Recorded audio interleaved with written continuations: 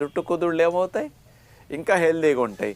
దానివల్ల జుట్టు ఎరువేసినట్టు బాగా పెరగటానికి, కాస్త జుట్టు కలర్ నలుపు వర్ణం రావడానికి, నలుపు వర్ణాన్ని ఉత్పత్తి చేసే మెలనిన్ కణాలని స్టిమ్యులేట్ చేస్తుందట ఫోలిక్ యాసిడ్.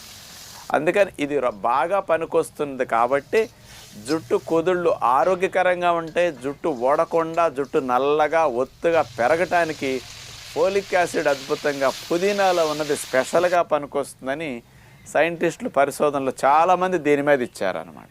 అందుకని దేనికోసం తిన్నా తినకపోయినా పుదీనాని మాత్రం జుట్టు కోసమైనా తినేసేయండి.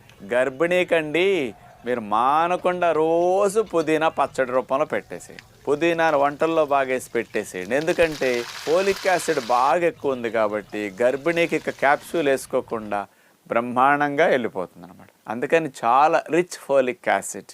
ఇదమ్మా పుదీనాలో ఉన్న ప్రధాన లాభం.